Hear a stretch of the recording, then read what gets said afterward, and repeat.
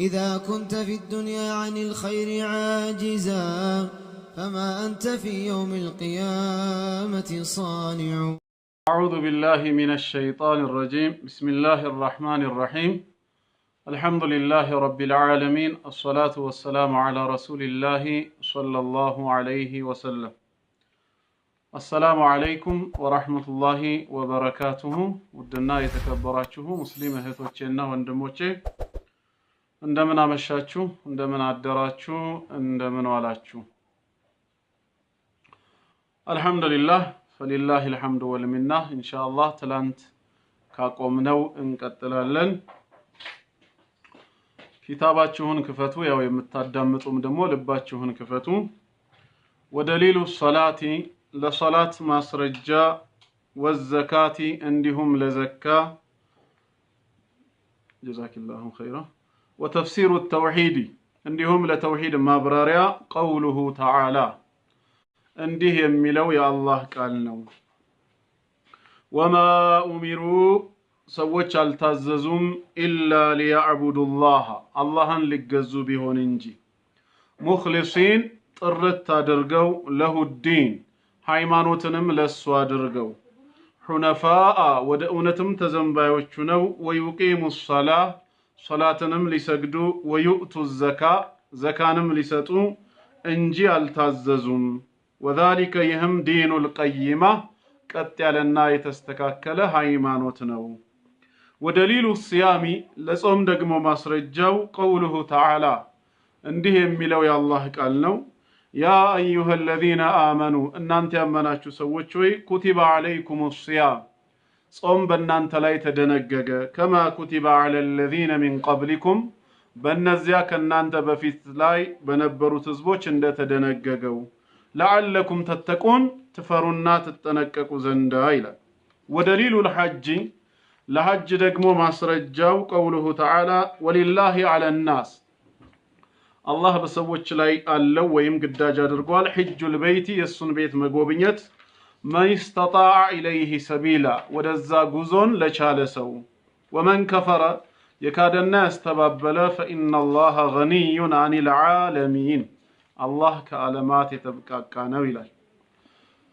ዛሬ እንግዲህ ስድስተኛ ክፍል ላይ ነው ያለነው።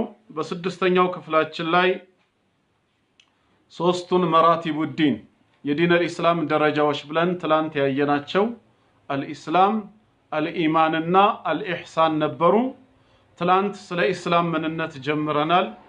ኢስላም ማለት ሃይማኖታዊ ፍቺው አላህን በብቸኝነት በማምለክ እሱን ብቻ በመገዛት ባዘዘን ትእዛዝ ላይ ቀጥ በማለት በአላህ ላይ ከማጋራት ራስን ማራቅና ያንን ከሚተገብሩ ሙሽሪኮች መገለል እንዳለብን የላ ኢላሃ ኢላላህን ማዕና የተውሂድን ትርጓሜ ተመልክተናል ማለት ነው። እግረ መንገድም እስልምና አምስት ማዕዘናቶች አሉት ብለን አርካኖቹን ተመልክተን የመጀመሪያውን ሩክን ሸሃደተይንን በተመለከተ ሰፊ ማብራሪያ አይተን ነበር ያቆምነው። ኢንሻአላህ ዛሬ ከዛ የሚቀጥለው ነው የምናየው ማለት ነው።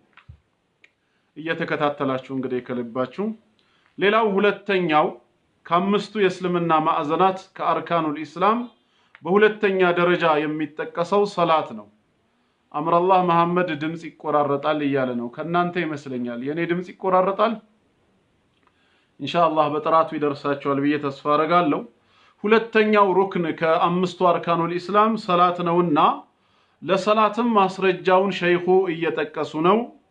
ወደሊሉ ሰላቲ ለሰላት ማስረጃው ሰላትም እንደዚሁ እንድንፈጽመው የታዘዝነው ከአምስቱ የእስልምና ማዕዘናት ውስጥ የሚመደብ ለመሆኑ ማስረጃው ወዘካቲ እንዲሁም ለዘካ ዘካ ማውጣት እንዳለብን تؤخذ من أغنيائهم وترد على فقرائهم እንደተባለው ከሀብታሞቻቸው ተይዘው ለድሆቻቸው እዛው ለዛው ማለት ነው ለሙስሊሙ የሚሰጥ የሆነ ዘካም እንደዚሁ ሌላኛው የእስልምና ማዕዘን ለመሆኑ ወተፍሲሩ ተውሂድ የተውሂድንም ተፍሲር በተመለከተ ማብራሪያውን ማስረጃ ካስፈለገ ቀውሉሁ ተዓላ እንዲህ የሚለው የአላህ ቃል ማስረጃ ነው። አሁን የምናየው የአላህ ቃል ለሰላት ለዘካ ለተውሂድ ትርጓሜያችንም ማስረጃ መሆን ይችላል። አላህ በሱረቱል በይና ቁጥር 5 ላይ ምን ይላል? ሰዎች ወማ ኡሚሩ ይላል፣ አልታዘዙም ይላል። ቀጥሎ ያለውን ነገር ሊፈጽሙ እንጂ ለሌላ ነገር አለመታዘዛቸውን ሲገልጽ ወማ ኡሚሩ አልታዘዙም ኢላ ቢሆን እንጂ አለ። ምን ቢሆን እንጂ? ሊያዕቡዱላህ አላህን ሊገዙ ቢሆን እንጂ። ሲገዙት ደግሞ በምን መልክ ነው የሚገዙት?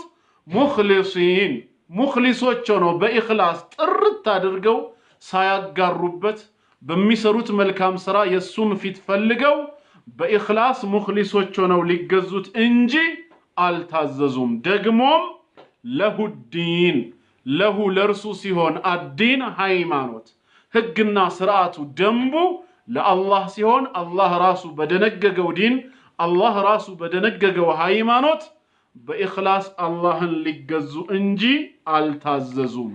ሁነፋ ደግሞም ወደ እውነት ተዘንባይ ሆነው ባጢል ላይ ተጨማልቀው ሽርክ ላይ ወድቀው ሳይሆን ሁነፋ ወደ እውነት አዘንባዮች ሆነው ልባቸውንም ፊታቸውንም ወደ እውነት ያዘነበሉ ሆነው አላህን በኢኽላስ ሊገዙ እንጂ አልታዘዙም ይለናል ጌታችን። ይሄ ምንን ያሳየናል? ወተፍሲር ተውሂድ ለሚለው ደሊሉን ይነግረናል። የተውሂድ ትርጓሜ እስካሁን ስንማር የነበረው ተውሂድ ማለት ጌታ አላህን በብቸኝነት ማምለክ፣ እሱን ብቻ መገዛት፣ ምንም ሳናጋራበት በኢኽላስ መሆን አለበት ለሚለው ይሄም ማስረጃ ነው። ምክንያቱም አላህ ሰዎችን ለዚህ ትልቅ ቁም ነገር እንጂ ለሌላ ቀልድ ነገር እንዳላዘዛቸው ለጫወታ እንዳልፈጠራቸው ነግሮናል። ወማ ኡሚሩን ያለው እነሱ አልታዘዙም ምን ያለው ኢላ ቢሆን እንጂ ያለ ምን ቢሆን እንጂ ኢላ ሊያዕቡዱላህ አላህን ሊገዙ ቢሆን እንጂ የታዘዝነው አላህን እንድንገዛ ነው። ወአዕቡዱላህ ወላ ቱሽሪኩ ቢሂ ሸይአ ብሎ በሌላ ሱራ ላይ እንደነገረን አላህን ተገዙ፣ በሱ አምልኮ ላይ አንዳችም ነገር አታጋሩ። እኛ የተሰጠን ትልቁ ትዕዛዝ ዒባዳን ለአንድ አላህ ብቻ ማድረግ፣ እሱን በብቸኝነት ማምለክና አላህን ተገዝቶ መገኘት ነው። ለዚህ ዓላማ እንጂ ለሌላ አልተገዛንም። ደግሞ አላህንም ስንገዛው መገዛት ብቻ ሳይሆን አላህን ማምለክ ብቻ ሳይሆን የሚፈልገው ዒባዳችን አምልኳችን ሌላ አካል ጣልቃ ማይገባበት ሽርክ ወይም እዩልኝ ስሙልኝ የማይቀላቀልበት እንዲሆን ሙኽሊሲን ነው ያለው። ሙኽሊሶች ሆናችሁ አጥሪዎች ዒባዳችሁን ለአንድ አላህ ብቻ የምታውሉ በአላህ አምልኮ ላይ ሌላን አካል በመደረብ የማታጋሩ እንደዚሁም በምታደርጉት ዒባዳ የአላህን ፊት የሱን አጅር ብቻ ፈልጋችሁ እንጂ ምድራዊ ጥቅምን ወይ የሰዎችን ውዴታ የሰውን ሞገስና ዝና ፈልጋችሁ መሆን የለበትም ነው። ኢኽላስ ሲባል ሁለቱንም ያቅፋል ማለት ነው። ኢኽላስ ወይም ማጥራት ማለት ከትልቁም ሽርክ ከትንሹም ሽርክ። ትልቁ ሽርክ ምንድነው? በአላህ አምልኮ ላይ ሌላን አካል በማጋራት ለሌላም አካል አምልኮን አሳልፎ መስጠት ነው። ይሄ ትልቁ ሽርክ ነው። ከትልቁ ሽርክ በኢኽላስ አላህን ብቻ በመገዛት ዒባዳን ለአላህ ማድረግ ይቻላል። ትንሹ ሽርክ የሚባለው ደግሞ አላህን ብቻ ነው የምንገዛው፣ አላህን ብቻ ነው የምናመልከው፣ ሌላን አካል አናመልክም። ነገር ግን በምናደርገው በምንፈጽመው የአምልኮ ተግባር ምድራዊ ጥቅም ከፈለግንበት ሰዎች ዘንድ እንደዚሁ ውዴታን ሞገስን የምንፈልግበት ከሆነ ትንሹ ሽርክ ላይ ወድቀናል። ሪያ ሱምዓ የሚባለው እዩልኝ ስሙልኝ መሆን ያለበት ሙኽሊሲን ሲል ከሁለቱም ሽርኮች መጽዳት አለብን። ስናመልክም አላህን እንጂ ሌላን አናመልክም። በዒባዳችንም የአላህን ፊትና የሱን አጅር እንጂ ምድራዊ ጥቅም አንፈልግም። ተግባብተናል አይደል? ሰላትን እንደ ምሳሌ ብንወስድ ስንሰግድ ሁለት ነገር ሰላት ላይ እናሟላለን። አንድ ለአላህ እንጂ ለማንም አንሰግድም። ለፍጡር የምንሰግድ ከሆነ ትልቁ ሽርክ ላይ ልንወድቅ ነው። ሁለት በሰላታችን የአላህን ፊትና የአላህን አጅር እንጂ ከሰው አንፈልግም። ማሻአላህ ከሊት እኮ ሰጋጂ ነች፣ ሰላት ምንም አያመልጣትም፣ አሰጋገዷ እኮ ያምራል፣ ተጠንቅቃ ነው የምትሰግደው እንድንባል ከሆነ ትንሹ ሽርክ ላይ ወድቀናል። በሰላታችን ሊያይልን ሊያወድሰንና አጅር ሊሰጠን ይገባ የነበረው አላህ ብቻ ሆኖ ሳለ የሰውን ውዳሴ ፈለግንበት ማለት ነው። ሙኽሊሲን ብሎ ሲነግረን ጌታችን ከሁለቱም የሽርክ ተግባሮች እንድንነጻ ነው። አላህን በምናመልከው የአምልኮ ስራ ላይ ማንንም ጣልቃ አንከተም፣ ብቻውን እናመልካለን። ዓላማና ግባችንም ደግሞ የሱን ፊት ማየት የሱን አጅር መቋደስ ነው። ለሁዲን ሃይማኖቱን ህግና ስርዓቱንም እንደዚሁ ለርሱ ነው የምናደርገው። እሱ በደነገገልን እሱ ባስተማረን መንገድ ነው እንጂ አላህን የምናመልከው በራሳችን መንገድ ስሜታችንን ተከትለን ወይ በፍልስፍና መንገድ አላህን አናመልከውም። የምናመልከው ሃይማኖትና ህግና ስርዓትን ለሱ ብቻ አድርገን እሱ ባስተማረን ነው። መርሐባ ሁነፋ ደግሞም ወደ እውነት ተዘንባዮች ሆነን ነው። ወዩቂሙ ሰላት አለይሁ የሰላት ደሊል የተባለው እዚህ ጋር ነው። ሰላትንም ሊያቋቁሙ ሊሰግዱ እንጂ አልታዘዙም ነው ያለው። ልክ ተውሂድን እንደታዘዝነው አላህን በዒባዳ በአምልኮ መነጠል እንደታዘዝነው ሰላትም ታዘናል። ደሊሉ እዚህ ጋር ነው ያለው። ወዩቂሙ ሰላት ሰላትንም ደንቡንና ስርዓቱን ጠብቀው ሊሰግዱ እንጂ አልታዘዙም። ወዩእቱ ዘካት ዘካንም የሚሰጡ ቢሆኑ እንጂ አለ። ዘካንም ታዘናል ማለት ነው። የዘካን ገንዘብን ከሀብታሞች ተይዞ ለምስኪኖች ለድሃዎች የሚሰጥ የሆነውን ማለት ነው። ወዛሊከ ይህም ተግባር ይላል አላህን በብቸኝነት ማምለክ፣ ሶላትን መስገድ፣ ዘካንም ማውጣት ዲኑል ቀይማ ቀጥ ያለና የተስተካከለ ሃይማኖት ነው ይላል። የቀጥተኞች መገለጫ ይሄ ነው። ስለዚህ ለሶላትም ለዘካም ለሸሃደተይን ደሊል ተገኘ ማለት ነው። ሶስቱ አርካኑል ኢስላሞች ማስረጃ አግኝተንላቸዋል። ስለ ሸሃደተይን ትላንት የተማርነው ነው። ስለ ሰላትና ስለ ዘካ ደግሞ አሁን በዚህ አንቀጽ ውስጥ ያገኘነው ነው ማለት ነው። አሁን ጾምና ማን ይቀራል? ሐጅ ይቀራል ማለት ነው።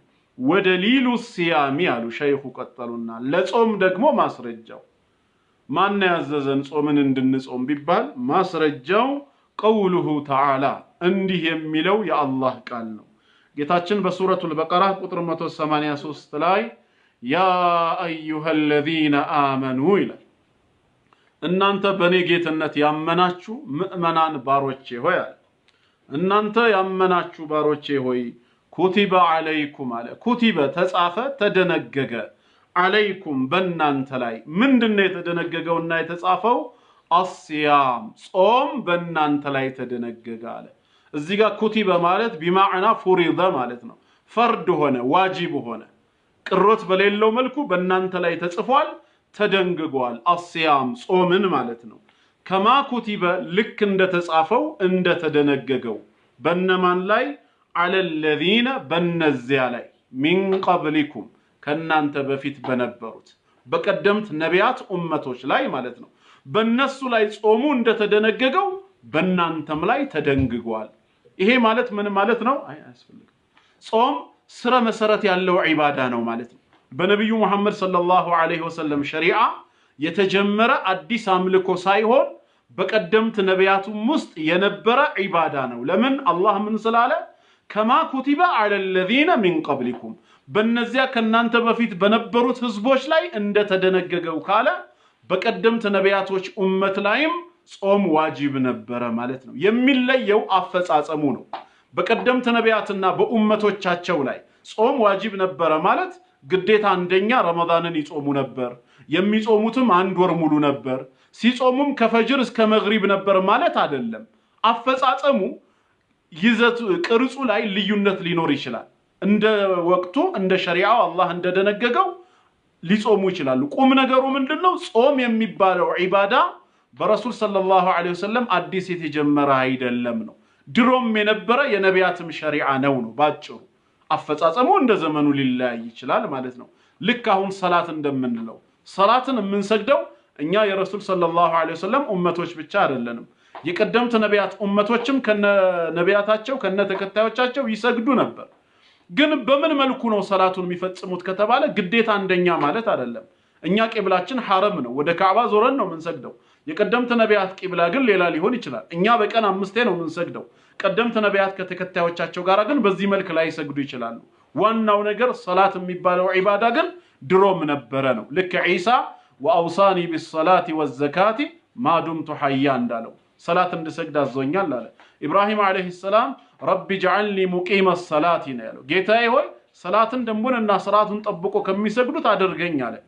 እስማዒል አለይሂ ሰላም ወካነ ያእሙሩ አህለሁ ቢሰላህ ቤተሰቦቹን በሰላት ያዝ ነበር ይላል which means ይሄ ማለት ቀደምት ነቢያትም ይሰግዱ ነበር አፈጻጸሙ ቅርጹ ቢለያይም ይዘቱ ግን አለ ሰላት የሚባል ነገር ለአላህ ይሰገዳል አሁንም እዚህ ቦታ ላይ ስለ ጾም ሲነግረን አንድ በእኛ ላይ የተጻፈ ግዳጅ የተደረገ ዋጅብ መሆኑን ይነግረናል ሁለተኛ ደግሞ ከማ ኩቲበ ዐለ الذين من قبلكم በእነዚያ ከናንተ በፊት በነበሩት ላይ እንደተጻፈው ሲል ደግሞ በቀደምት ነቢያት ሸሪዓም ላይ ጾም የተደነገገ መሆኑን ይገልጽልናል ማለት ነው ከኛ ጋራ ወይ በወሩ ወይ በቀኑ ተመሳሳይ ባይሆንም አላማና ግቡም አንደኛው ምንድነው ለዓለኩም ተተቁን አለ ትጠነቀቁ ትፈሩ ዘንድ አለ ምን ማለት ነው ጾምን በማብዛት ለአላህ በመጾም ተቅዋን ማግኘት ይቻላል አላህን የመፍራት ልብ ማዳበርና ማግኘት ይቻላል ምክንያቱም የሰው ልጅ የሚጠግበው ከኔ በላይ ማን አለ የሚለው በትቢት የሚወጠረው በጣም የበላ የጠገበ ጊዜ ነው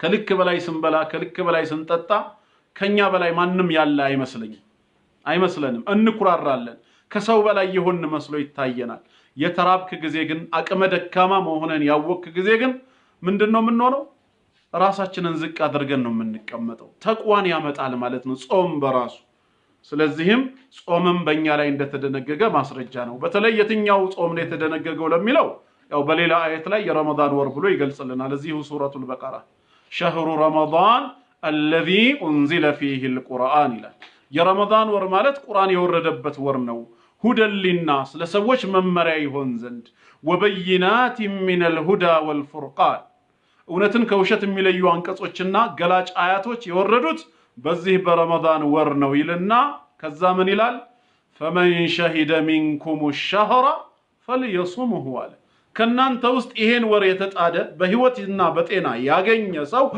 ወሩን ምን ያደርገው ይላል ይጾመው ነው ያለው ስለዚህ የረመዳን ወር ጾም በጌታ አላህ የታዘዘ ለመሆኑ ማስረጃ ነው ወደሊሉ ሲያም ለሚለውም ግልጽ ማስረጃ ያገኘን መሰለኝ አሁን የቀረን አምስተኛው ነው ወደሊሉ ለሐጅ ያለው ወደ ኪታባችሁ ስትሄዱ ለሐጅ ደግሞ ማስረጃው قوله تعالى እንዲህ የሚለው የአላህ ቃል ነው በሱረቱ አሊ ኢምራን ቁጥር 97 ላይ በሱረቱ አሊ ኢምራን ምዕራፍ 3 ቁጥር 97 ላይ ወሊላሂ አላህ አለው على الناس በሰዎች ላይ የደነገገው ማለት ነው ምንድነው እሱም ሐጁል በይት የሱን ቤት አስቦ መሄድ መጎብኘት ሐጅ ማለት بمعنى القصد ብያቸዋለሁ ትላንት መጎብኘት የአላህን ቤት ለመዘየር እሱ ባዘዘው መልኩ አምልኮን ለመፈጸም አስቦ የመሄድ ስራ ነው ሐጅ የሚባለው ወሊላሂ على الناس አላህ በሰዎች ላይ የደነገገው ግዳጅ አለ ያም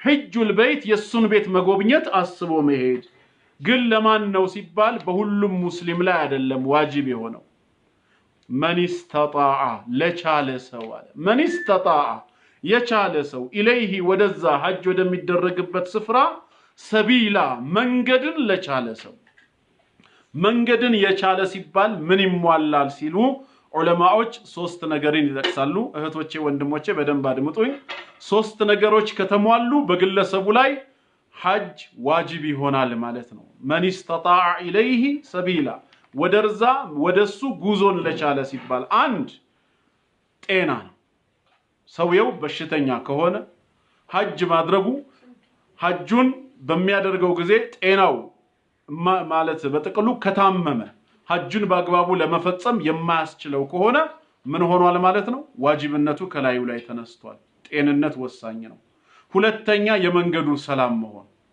በባህር ላይ የሚሄድ በመኪና የሚጓዝ በመሬት በአየር ላይ ይብረር መንገዱ ሰላም ከሆነ ሽፍታ ከሌለበት ጦርነት ያልተነሳበት ሀገር ከሆነ በእነዚህ በሶስቱ ወይ በአየር ወይ በመሬት ወይ በባህርም ለመጓዝ ሰላም ከሆነ መንገዱ ሰላም መሆኑ ሐጁን እንድንሄድ እንድንፈጽም ይዳርገናል ሰላም ካልሆነ ግን አሁንም ግዳጅነቱ ይቀራል ሶስተኛው መስፈርት ደግሞ አቅሙ መቻል አለበት አቅም ሲባል አንድ እሱን ራሱ ሐጅ ወስዶ የሚያመጣው አቅም ነው ሁለት ቤተሰብ ያለው ከሆነ ደግሞ ሐጅ ስርዓትን ፈጽሞ እስኪመለስ ቢያንስ ለቤተሰቦቹ ቀለባቸውን መሸፈን መቻል አለበት እነሱ ተርበው ተጠምተው እነሱን በሚያበላበት ገንዘብ ሐጅ አያደርግምና ማለት ነው እነዚህ ከተሟሉ ሐጅ ዋጅብ ነው ወመን ከፈረ ከዚህ በኋላ የካደ ሰው ይላል ሐጅን የማያደርግ ወይንም ደግሞ እኔን አይመለከተኝም ብሎ የሚክድ ካለ فإن الله غني الله يتبقى ነው ይላል በእናንተ ክህደት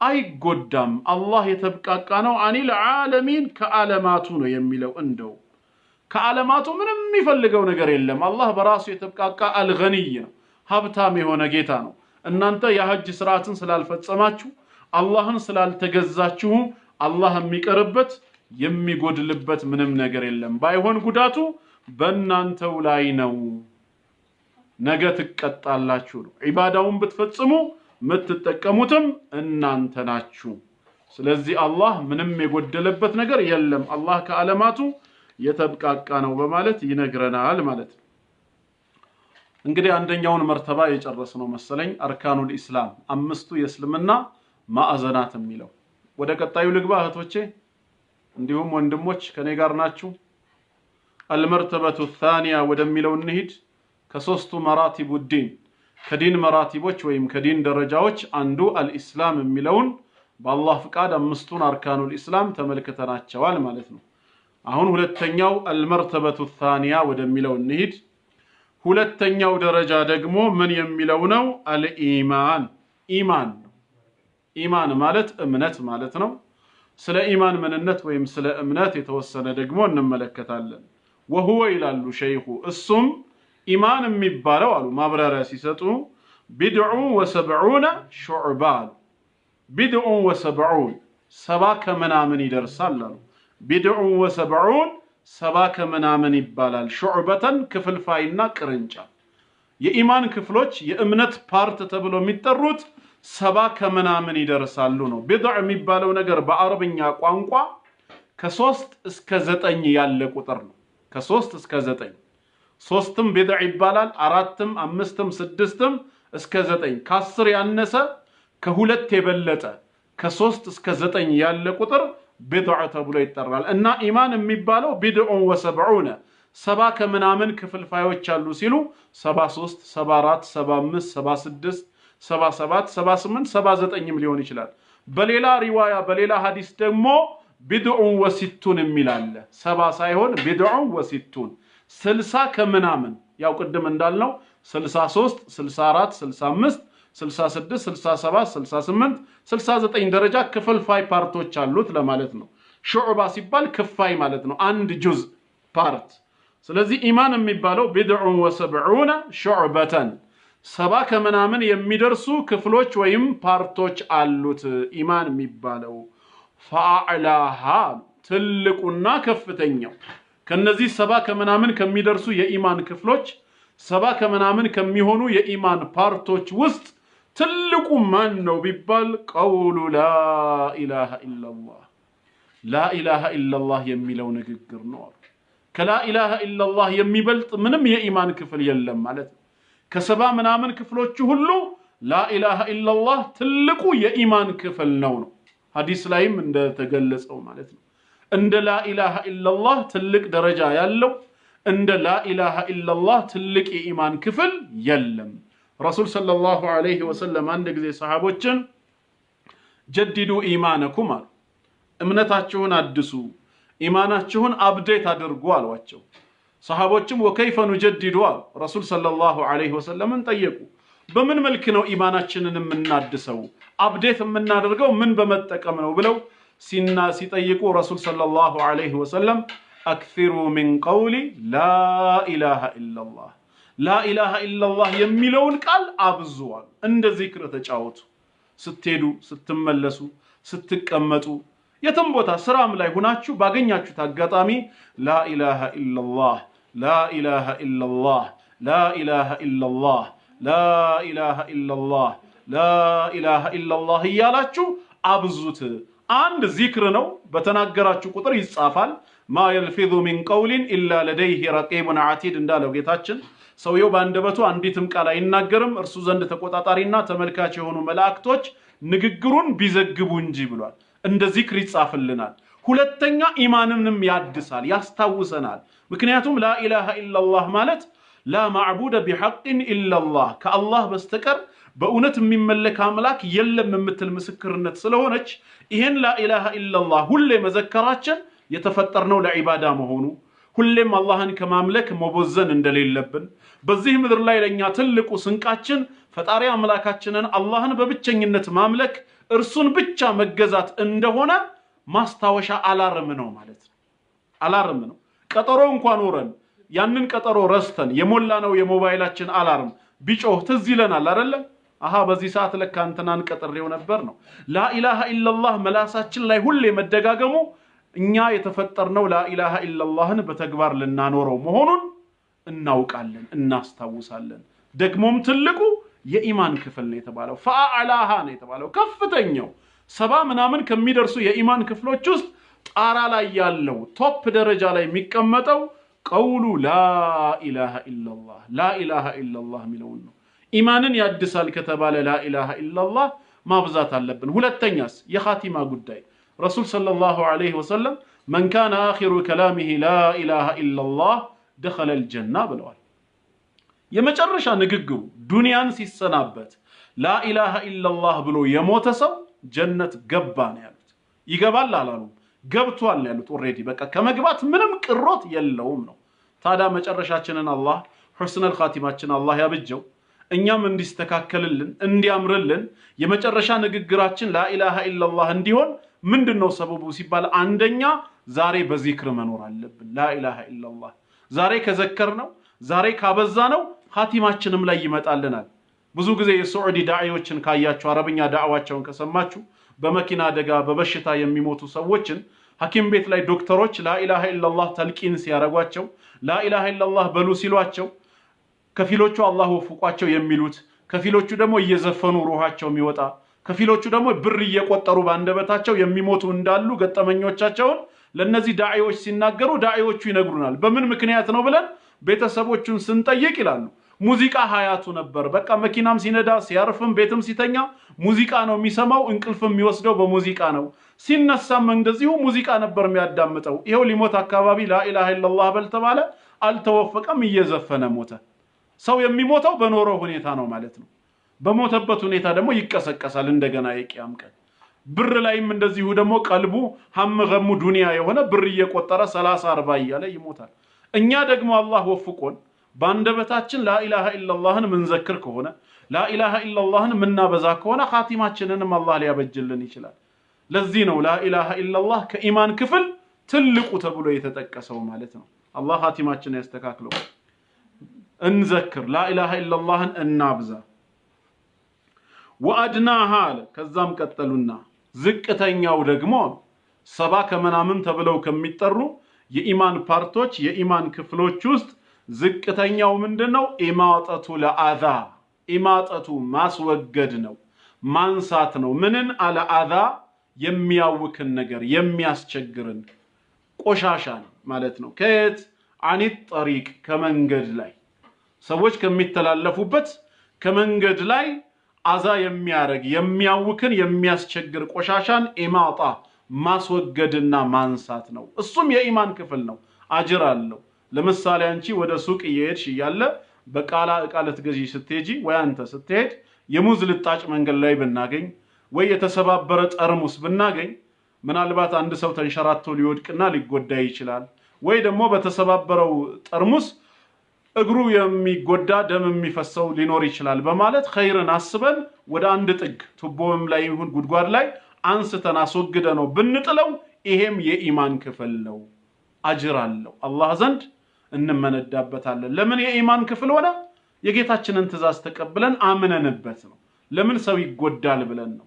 ስለዚህ ዝቅተኛ የሚባለው ኢማጠቱ ለአዛ አዛን ወይም የሚያውክ የሚያስቸግርን ነገር ማስወገድ ነው። አኒት ጠሪቅ ከመንገድ ላይ ከሰዎች መተላለፊያ ላይ ማለት ነው።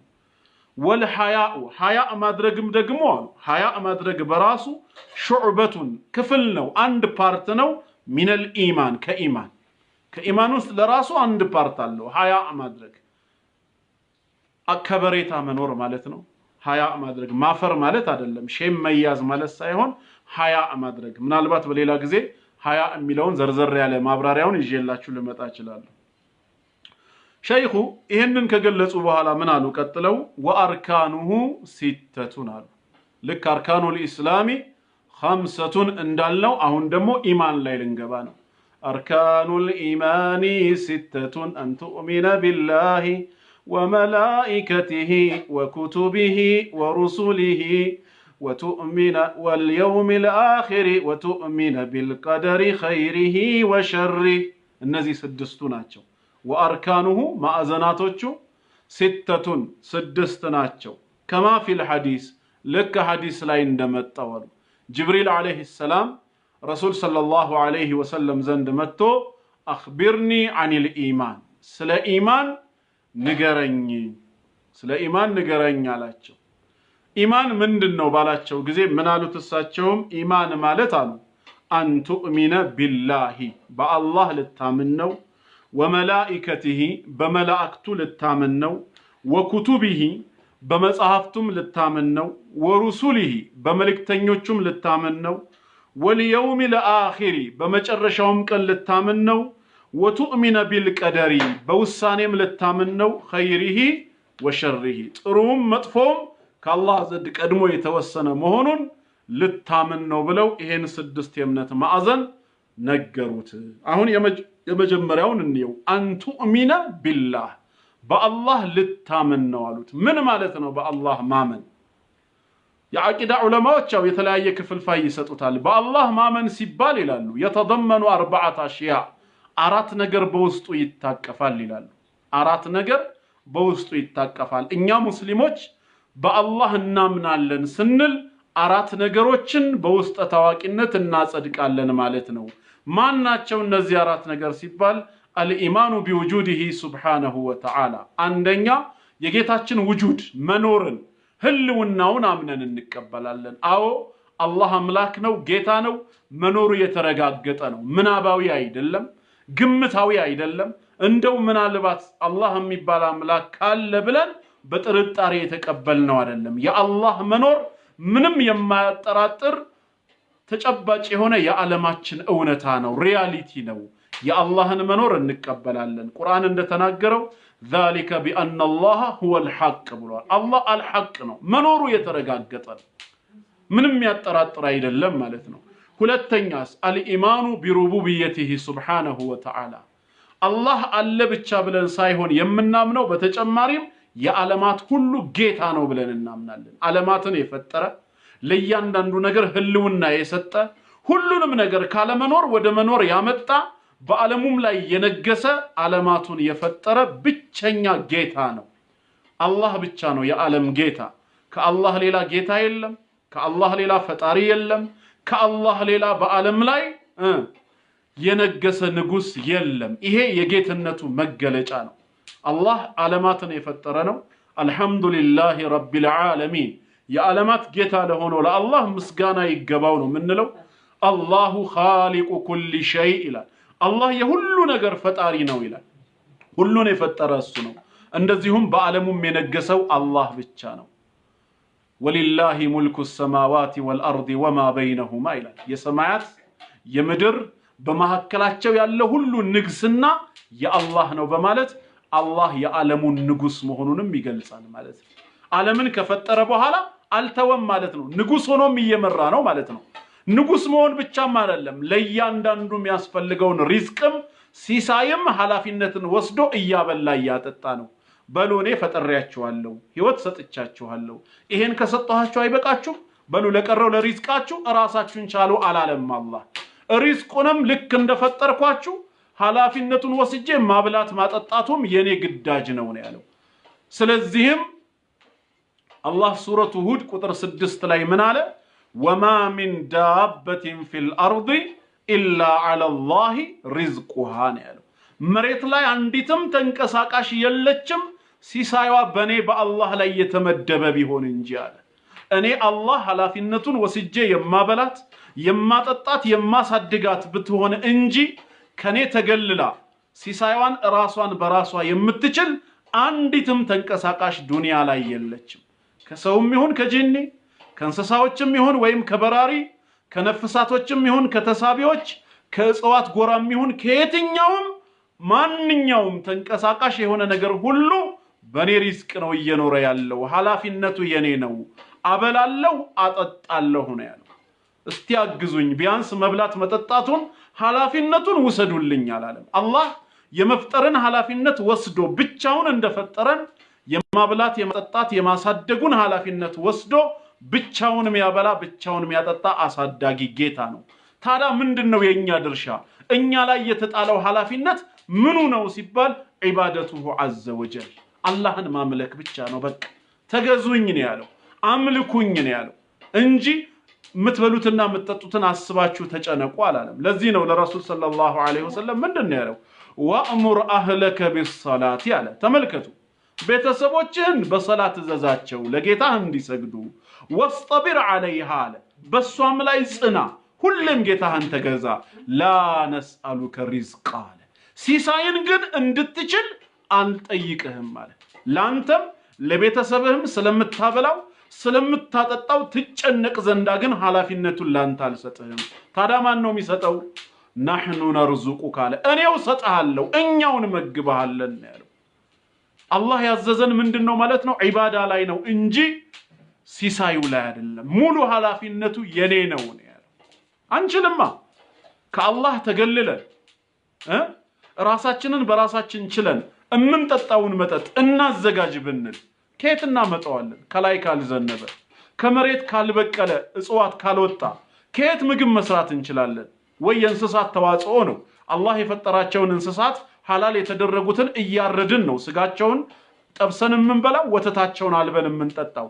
እንስሳትን አላህ ባይፈጥርልን፣ ከላይ ውሃን ባያወርድልን፣ ከታች እጽዋትን ባያበቅልልን ምን እንበላ ምን እንጠጣ ነበር? ስለዚህ ሲሳያችን የተቻለው በወላጆቻችን ሳይሆን በጌታችን በአላህ ነው። አላህ መኖሩን ብቻ ሳይሆን የምናምነው ጌትነቱንም ማምነን ተቀብለናል። የዓለም ጌታ፣ የዓለም አስተናባሪ፣ የዓለም ንጉስ ነው ማለት ነው። ይሄ ሁለተኛ ነው። ሶስተኛ አልኢማኑ ቢአስማኢሂ ወሲፋቲሂ፣ በስሞቹና በባህሪያቱ እናምናለን። አላህ ብዙ መለኮታዊ ስሞች አሉት፣ ብዙ ባህሪያቶች አሉት። በባህሪያቱም ሆነ በስሙ ግን ለይሰ ከሚስሊሂ ሸይ፣ እርሱን የሚመስል አንዳችም የለም። አምሳያ የሌለው ዩኒክ የተለየ ጌታ መሆኑን አምነን እንቀበላለን። ብዙ ስሞች አሉት። 99ኙ በሐዲስ የተጠቀሱት ናቸው። የጌታችን ስሞች ግን 99 ብቻ ናቸው ማለት አይደለም። 99 መለኮታዊ ስም እንዳለው ግን እናምናለን። አላህ አርራህማን ነው፣ አርረሂም ነው፣ አልመሊክ ነው እያለን ስሞቹን አምነን ተቀብለናል። ባህሪያቱንም የጌታችን ስም ከኛ የሚለየው ምንድነው? የጌታችን ስም ባህሪውን ነው የሚገልጸው። ስሙ ስራውን ነው የሚገልጸው።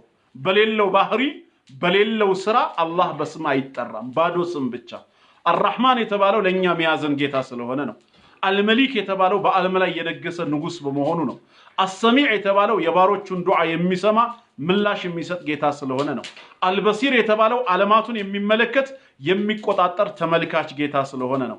አልዓዚዝ የተባለው አሸናፊ ስለሆነ ምንም ያቀተው ስለሌለ ነው። እያንዳንዱ ስሞቹ ባህሪውንም ስራውንም ይገልጻሉ። የኛ ስም ግን ዓለሚያ ብቻ ነው፣ ለመለያ ነው። ሳዲቅ ተብዬ እጠራለሁ። ለምንድን ነው ይሄ ስም ይወጣልኝ? ከሌሎች ታናናሽ ወንድሞቼ ወይ ታላቆች ወይ ከጎረቤትና ከሌሎች ሰዎች እኔ ተለይቼ እንድታወቅበት በዚህ ስም ስጠራ አቤት እንድል ብቻ ነው። አለቀ በቃ፣ መለያ ነው። ባህሪን አይገልጽም። ስሜ ሳዲቅ ሆኖ በባህሪዬ ግን የለየልኝ ውሸታም ልሆን እችላለሁ፣ ቀጣፊ አታላይ ልሆን እችላለሁ አላህን ካልፈራሁኝ። ስሜ ግን ማን ነው? ሳዲቅ ነው። እሷ ደግሞ ስትጠራ ጀሚላ ትባላለች። ስራዋ ግን አስቀያሚ ሊሆን ይችላል። ስሟ ግን ጀሚላ ውቢቷ ተብላለች። ውብ የተባለችው በመልኳ ወይ ስራዋ ያማረ ስለሆነ አይደለም፣ ቤተሰብ ስላወጣላት ነው።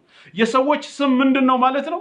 ስማቸው ዓለምያ ነው። ማንነታቸውን ብቻ ለመለያነት የምንጠቀምበት ነው። የጌታችን ስም ግን ባህሪውንም ስራውንም ነው የሚገልጸው። በሌለው ባህሪ በሌለው ስራ አላህ አይጠራም። ለምን? ስሞቹ ሁሉ የባህሪውና የስራው ነጸብራቅ በመሆናቸው ነው። ያው እንዲገባችሁ ብዬ ነው። ስለዚህ አላህ በእነዚህ ሚስቶችና አንተ አሳሳትከኝ፣ አላህ ሂዳያ ይስጥህ። ስንት ሚስቶት አለ ይለኛል። አሁን ስለ ሚስት ብዛት ምንም አያደርግልህም፣ ትምህርቱን ተከታተል። እና ጌታ አላህ ስሞች ባህሪያት እንዳሉት አምነን እንቀበላለን። አራተኛ አልኢማኑ ቢኡሉሂየቲላሂ ተዓላ፣ አምልኮ የሚገባው ጌታ መሆኑንም እናምናለን። አላህ ፍጹም አምልኮ የሚገባው እሱ ብቻ ነው፣ ከሱ ውጪ የሚመለክ ሌላ የለም ብለን አምነን ተቀብለናል ነው። ይሄ ከስድስቱ የኢማን ማዕዘናቶች አንቱ እሚነ ቢላሂ በአላህ ልታምን ነው የሚለው ማብራሪያ ነው ማለት ነው። እንቀጥል፣ ወደ መጽሐፋችሁ ተመለሱ። ወመላኢከቲሂ በመላእክቱም ልታምን ነው። ሁለተኛው የኢማን ክፍል በመላእክት ማመን ማለት ምን ማለት ነው? አናመልካቸውም፣ አምልኮ አይገባቸውም፣ የችግር ደራሻችን ብለንም አንማጸናቸውም፣ ቀናትንም ከፋፍለን በስማቸው ቀን አንሰጣቸውም። ግን በመላእክት እናምናለን ስንል ምን ማለታችን ነው? አላህ ከብርሃን የፈጠራቸው ከኑር ያዘጋጃቸው መለኮታዊ ቀን አገልጋዮች፣ የአላህን ትእዛዝ በአግባቡ የሚፈጽሙ ሁሌም አላህን በማምለክ ትእዛዙን በመፈጸም የዒባዳ ተግባር ላይ የተሰማሩ ለአፍታ ያክል እንኳን ከጌታቸው ትእዛዝ የማያፈነግጡ እሱን ፈጽሞ የማያምፁ መንፈሳዊ ንጹሃን ፍጥረቶች አሉት ብለን እናምናለን ማለት ነው። በጥቅሉ በመላእክት እናምናለን። የመላእክትን መኖር አካላቸውን በአይነ ስጋችን ባናይም የፈጠራቸው ጌታ አላህ ግን በቃሉ ስለነገረን አምነናል። ክንፍ እንዳላቸው እናምናለን። አላህ ክንፍ እንደሰጣቸው በቁርአን ነግሮናል። መንፈሳዊ ፍጥረት ናቸው። ከኑር ነው የተፈጠሩት። ከብርሃን እንደተፈጠሩ በሐዲስ ስለተነገረን ከብርሃን መፈጠራቸውን እናምናለን። ስራቸው ሁሌም አላህን መገዛት ነው። ሁሌም አላህን ሱብሓነሁ ይሰቢሑነ الليل والنهار لا يفترون እንዳለው ቀንም ሌሊትም አላህን ማጥራት፣ አላህን መዘከር ማወዳስ ነው። አያቆሙም፣ አያቋርጡም ማለት ነው። ስለዚህ በዚህ ተግባር ላይ የተሰማሩ መላእክቶች እንዳሉት እናምናለን። ወኩቱቢሂ በመጽሐፍቶቹም እናምናለን። ቀደምት መለኮታዊ መጽሐፍት አላህ ለሙሳ አለይሂ ሰላም ተውራትን ሰጥቶታል። ለዳውድ አለይሂ ሰላም ዘቡርን ሰጥቶታል። ለኢሳ አለይሂ ሰላም ኢንጂልን ሰጥቶታል። ለነብዩ መሐመድ ሰለላሁ ዐለይሂ ወሰለም ቁርአንን ሰጥቷቸዋል። ኢብራሂምም ሱሁፍ አለው። ሌሎችም ነቢያቶች ወማ ኡቲየ ነቢዩነ ሚን ረቢሂም በሚለው በጥቅሉ ከአላህ ዘንድ ለሰዎች መመሪያ የሆኑ ዘንድ በወረዱ መለኮታዊ መጽሐፍቶች እናምናለን። ወሩሱሊሂ በመልእክተኞቹም እናምናለን። አላህ ከሰው ልጆች መካከል ሰዎችን መርጦ የመረጣቸውን ሰዎች ነቢያትና ሩሱሎች አድርጎ የነብይነትና የመልእክተኝነትን ማዕረግ ሰጥቶ ወደ ህዝቦቻቸው ልኳቸዋል። እኛ በነብዩ መሐመድ ሰለላሁ ዐለይሂ ወሰለም ነብይነት ብቻ ሳይሆን በቀደምት ነቢያትም መልእክተኞችም እናምናለን፣ አንክድም። በእያንዳንዳቸው ነብይነት ረሱልነት ማመን ግድ ነው። ቁርአን ትምህርት እንዲሆነን ብሎ 25ቱን በቁርአን ላይ ጠቅሶልናል። 25 ነቢያትና ሩሱሎች ግን አጠቃላይ አልተገለጹም። እንደውም በሐዲስ ላይ እንደመጣው 124,000 ይደርሳሉ ነው የተባሉት ነቢያቶቹ። ነገር ግን ቁርአን ላይ የተጠቀሱት 25ቱ ለናሙና ትምህርት እንዲሆነን ነው። እኛ በሁሉም ነቢያት በሁሉም ሩሱሎች እናምናለን። ነብይ ናቸው። ከአላህ የወረደላቸው ራእይ በታማኝነት ለህዝቦቻቸው አድርሰዋል። ግዳጃቸውን ተወጥተዋል። አምነን ተቀብለናል። ሰላም በሁሉም ላይ ይሁን። ወሰላሙን ዐለል ሙርሰሊን ወልሐምዱሊላሂ ረቢል ዓለሚን እንዳለው ይሄን እንቀበላለን፣ ግን አናመልካቸውም። አምስተኛ ወልየውሚል አኺሪ በመጨረሻ ቀን ማመን። ያው ሰሞኑን ማክሰኞና ሮብ የጀመርኩላችሁ ፕሮግራም ማለት ነው። ወልየውሚል አኺር በመጨረሻው ቀን ከሞት በኋላ ዳግም መቀስቀስ ባለበት በፍርዱ ቀንም እናምናለን። ሞተን አፈር ሆነን አንቀርም፣ እንቀሰቀሳለን። በጌታችን ፊት ለፍርድ እንቆማለን። ይሄንንም እናምናለን። ስድስተኛ ወቱእሚነ ቢልቀደሪ በቀደርም ልታምን ነው አሉ። በውሳኔ ምን አይነት ኸይሪሂ ወሸሪሂ መልካሙም መጥፎውም በዚህ ዓለም ላይ የሚከናወን የሚሆን ማንኛውም ነገር በጠቅላላ አስቀድሞ የተቀደረ አላህ ዘንድ የተወሰነ መሆኑን ማመን አለብን። ረሱል ሰለላሁ ዐለይሂ ወሰለም ኢነላህ ቀደረ መቃዲረ አልኸላኢቂ ቀብለ አን የኽሉቀ ሰማዋት ወልአርድ ቢ50,000 ሰና።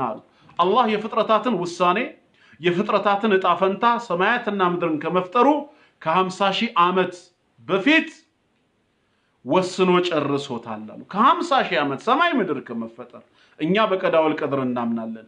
ኢና ኩለ ሸይኢን ኸለቅናሁ ቢቀደር ሁሉንም ነገር ቀድሞ በታወቀና በተወሰነ ልክ ፈጠር ነው ስላለ በቀዳውል ቀድርም እናምናለን። በተለይ ይሄን የቀዳውል ቀድር ጉዳይ አንዳንድ ሰዎች ከነፃ ምርጫ ጋር ስለሚያገናኙት ሁሉ ነገር ቀድሞ የተጻፈ የተወሰነ ከሆነ ለምን እኛ ተራ በመንሰራው ስራ እንቀጣለን? ለምን እንጠየቃለን? ሰውስ ነፃ ምርጫ ነፃ ፍቃድ አለው ማለት ምን ትርጉም አለው የሚል ጥያቄ ስለሚያነሱ አላህ እድሜና ጤና ከሰጠን በመጨረሻው ቀን ማመን የሚለውን ርዕስ ከጨረስኩላችሁ በኋላ ኢንሻአላህ በቀዳ ወልቀድር ማመን የሚለውን በዝርዝር ኢንሻአላህ እንናገራለን ወደፊት ማለት ነው ስለ ቀዳ ወልቀድር አሁን ወደ ኪታቡ እንመለስ እነዚህ ስድስቱ አንድ ላይ ተደምረው አርካኑል ኢማን ይባላሉ ስድስቱ የእምነት ማዕዘናት ወደሊሉ አሉ ሸይኹ ማስረጃውም على هذه الاركان السته ለነዚህ ለስድስቱ ማዕዘናት ማስረጃም ካስፈለገ قوله تعالى እንዲህ የሚለው የአላህ ቃል ነው ምን ይላል ጌታችን በሱረቱል በቀራ ቁጥር 177 ليس البر ይላል ከመልካም ስራ አይቆጠርም ይላል አንቱ ወሉ وجوهكم ፊቶቻችሁን ማዞራችሁ ወዴት ቂበለል መሽሪቂ ወደ ምስራቅ አቅጣጫና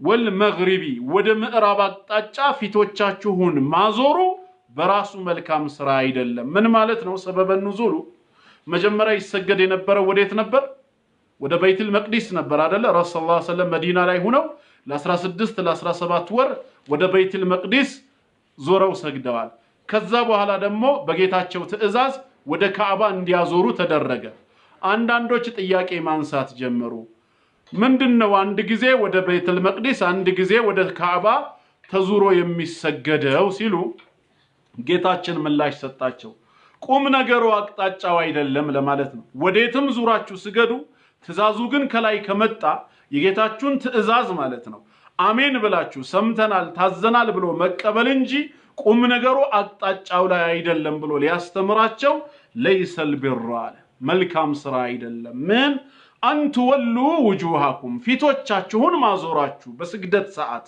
ቂበለል መሽሪቂ ወደ ምስራቅ አቅጣጫና ወልመግሪቢ ወደ ምዕራብ አቅጣጫ ማዞራችሁ አይደለም ማለት ወደ ምስራቅም እንዙር ወደ ምዕራብ ቁም ነገሩ ያለው ምስራቅ ወይ ምዕራብ መሆኑ ላይ ሳይሆን ወደዛ ዞረን እንድንሰግድ ያዘዘን ጌታ ላይ ነው ትእዛዙ ከየት መጣ ነው እንጂ ማለት ያለብን አንዴ ወደዚህ ለምን ይሰገዳል አንዴ ወደዛ ለምን እንላለን ማን ነው ያዘዘን ነው መጀመሪያ አላህ ከሆነ ያቅጣጫዎች ሁሉ ጌታ ያቅጣጫዎች ሁሉ ባለቤት ነው ወደ ፈለገው ይዘዝ እሺ ማለት ከኛ ይተበቃል ቁም ነገሩ እሺታው ላይ ነው አቅጣጫው ላይ አይደለም አሁን ብዙ ጊዜ ካፊሮች ጥያቄ ሲያነሱ ከሰማችሁ ለምንድነው ወደ ካዕባ ዞራችሁ የምትሰግዱት የናንተ ጌታ ካዕባ ብቻ ነው ወይ ያለው አምላክ በሁሉም ቦታ አለ የምትሉ ከሆነ ለምን በፈለጋችሁ አቅጣጫ ዞራችሁ አትሰግዱለትም ይሉናል አይደል በመጀመሪያ ደረጃ ወደ ካዕባ ራሱ ዙራችሁ ስገዱ እኮ የሚለው የጌታችን ትእዛዝ ነው እኛ የታዘዝነው ሰላት ስገዱ ብቻ ሳይሆን ወዴት ዞረን እንኳን ራሱ መስገድ እንዳለብን ጌታችን ነው ያዘዘን ልክ ሰላቱን እሺ እንደምንለው ሁላ ያዘዘንን የስግደት አቅጣጫ ቂብላን ራሱ እሺ ማለት ራሱን የቻለ አምልኮ ነው ከካዕባ ጋር ጉዳይ የለንም ካዕባ እኮ ድንጋይ መሆኑን እናውቃለን ቁም ነገሩ ምንድነው ወደዛ ካዘዘን ጌታ ነው ጌታችን ካዘዘን ለምን በጀርባችሁ ተኝታችሁ ስገዱ አይለንም ከኛ የሚጠበቀው እሺ ነው ፊት ለፊት ተደፍታችሁ ስገዱ ይበለን እሺ ነው ጉድጓዱስ ግቡ ይበለን ምን ይጠቅመሃል አንተ ሜዳ ላይ እንስገድልህ ብለን አንቃወመውም እሱ ጉድጓድ ውስጥ ያለበት የራሱ ጥበብ አለው ከኛ የሚጠበቀው እሺ ነው አይደል ወደ ካዕባም ዙሩ ብሎ ያዘዘን ይሄው ጌታ ነው አሁንም እዚህ ጋር የቂብላ ቀየራ ጉዳይ ጥያቄ ሲያነሱ ከመልካም ስራ የሚደረገው ወደ ምስራቅ መዞሩ ወይ ወደ ምዕራብ መሆኑ አይደለም ዋናው ነገር የአላህን ትእዛዝ ማክበሩ ነው ብሎ መለሰላቸው ከዛም ወላኪነል ቢራ ነገር ግን መልካም ስራ ብሎ ማለት አለ من آمن بالله بالله يامن ሰው ነው አለ بالله የማመን እምነት ነው መልካም ስራ واليوم الاخر እንዲሁም በመጨረሻው ቀን ተመልከተውን ከስድስቱ የአርካኑል ኢማን እየተጠቀሰ ነው ማለት ነው አንድ من آمن بالله بالله ያመነ واليوم الاخر በመጨረሻ ቀን ያመነ ሁለት والملائكه በመላእክት ያመነ ሶስት والكتاب በመጽሐፍቶች ያመነ አራት والنبيين በነቢያት ያመነ ይላል አምስት ከስድስቱ የአርካኑል ኢማን ስንቱ ተጠቀሱ ማለት ነው በዚህ አንቀጽ ውስጥ አምስቱ ተጠቅሰዋል ማስረጃ ብለው ሸይኹ ሲጠቅሱ አምስቱን እዚህ ያገኙት ማለት ነው ስድስተኛው ደግሞ ወደሊሉል ቀደሪ ስለ ቀደርም ማስረጃው በቀደር ማመን እንዳለብን ሁሉ ነገር ቀድሞ የተወሰነ ለመሆኑ قوله تعالى እንዲህ የሚለው የአላህ ቃል ነው ኢና ይላል እኛ አለ ያው ለምን እኛ እንደሚል ከዚህ በፊት በሰፊው አብራርቼላችኋለሁ በመለኮታዊ ክብሩ በታላቅነቱ አላህ አዘማውን ኃያልነቱን ሲገልጽ ነው በህላዌው ግን አንድ ህልውና ያለው ጌታ ነው ከዛ ምን አለ ኢና ኩለ ሸይእን እኛ ሁሉንም ነገር خلقناه بقدر በቀደር ወይም በታወቀ ልክና መጠን ፈጠርነው ነው ያለው ሁሉ ነገር በታወቀ ልክና መጠን ነው የተፈጠረው ጌታ አላህ እኛን ሲፈጥረን እኛ ዱንያ ላይ ስንት ዓመት መቆየት እንዳለብን ምን አይነት ሪዝቅ ማግኘት እንዳለብን እምንሰራው ስራ ምን እንደሆነ ሁሉ ነገር ቀድሞ ታውቋል ተወስኗል በዛ ልክ ነው በድንገት ወይ በዘፈቀደ የሚባል ነገር የለም አላህ ዘንድ ሁሉ ነገር ምንድነው ፕሮግራምድ ነው የሆነው ሰማይ ምድር ከመፈጠሩ ከ50 ሺህ ዓመት በፊት ለውሐል መህፉዝ ወይም ጥብቅ ሰሌዳ ተብሎ በሚጠራው መጽሐፍ ላይ ዓለም ላይ የሚከናወነው ክንዋኔ ሁሉ መጀመሪያም ተጽፎ ተጠናቋል እዛ ያልተጻፈ እዛ ያልተወሰነ ወደዚህ ዓለም የገባ ምንም አዲስ ነገር የለም እየሆነ ያለው ከዚህ በፊት የሆነው ወደፊት የሚሆነው ሁሉ ድሮውንም ቀድሞ የተወሰነ ነው ይሄ የሚያሳየው የአላህን ሁሉን ቻይነት የአላህን ሁሉን አዋቂነት የአላህን ፍጹም ጥበበኛነት ከዛ ውጪ ሰው ነፃ ፈቃድ የለውም ምርጫ የለውም ወይም በሚሰራው ስራ መጠየቁ አግባብ አይደለም የሚለውን አይገልጽም እንዴት እንደማይገልጽ ከሰው ነፃ ምርጫ ጋራ እንዴት እንደማይጋጭ እንዳልኳችሁ ወደፊት ከሞት በኋላ ህይወት የሚለውን ርዕስ የጨረስን ጊዜ ኢንሻአላህ ይሄንንም እናየዋለን ማለት ነው ስለዚህ የዛሬው ትምህርታችን ምን ነበር ማለት ነው ከአርካኑል ኢስላም የቀሩትን ነጥቦች ጨርሰናቸዋል ስለ ሰላት ስለ ዘካ ስለ ጾም ስለ ሐጅ ማስረጃ አይተናል ወደ አርካኑል ኢማን ገባንና ኢማን ማለት ምን እንደሆነ አይተናል 70 ከምናምን ክፍልፋይ ቅርንጫፎች እንዳሉት 70 ከምናምን ከሚደርሱ ፓርቶቹ ትልቁ የኢማን ክፍል የሚባለው ላኢላሃ ኢላላህ የሚለው ንግግር እንደሆነ ዝቅተኛ ወይ ትንሹ የሚባለው ደግሞ ከመንገድ ላይ ሰዎችን የሚያስቸግር